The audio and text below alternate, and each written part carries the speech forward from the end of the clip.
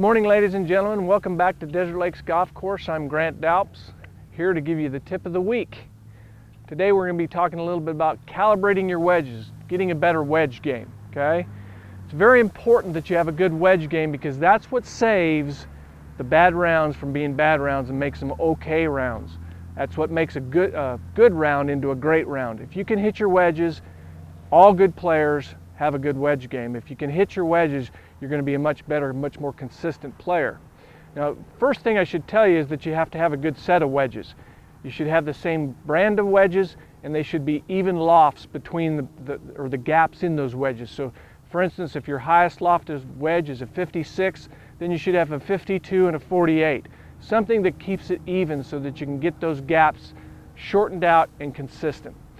Now, this is a little method that I learned quite a while ago, and the reason why I think it's so good is because most people don't even know how far they hit each wedge, let alone each club.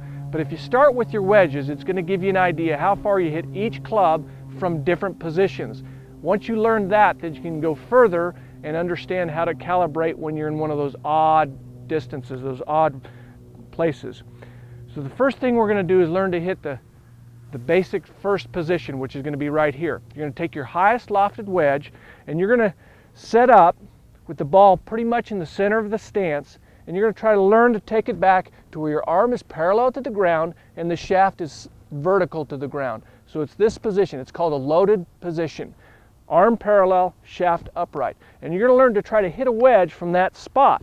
Now understand, all you're trying to do is calibrate here. You're not trying to hit it to a specific distance. So just hit it out into the middle of the range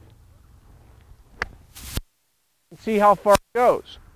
So I'm going to hit 2, 3, 4, half a dozen of those. You're going to do this over a period of time, so it's going to be a lot more than that, but you're just trying to calibrate. You take it back to that spot, and okay, those went about 45 yards. So I hit my 58 degree, which is my highest lofted wedge. I hit it about 45 yards.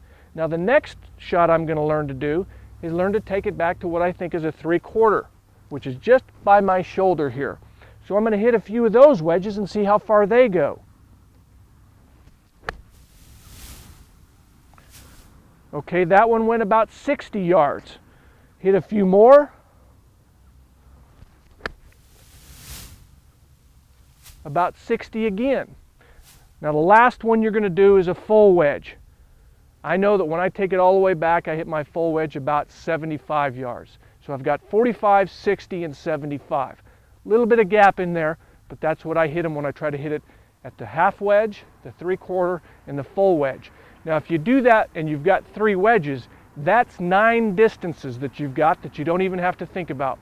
When you hit it to that distance, you pull out the club, you know what swing to make, and you hit it.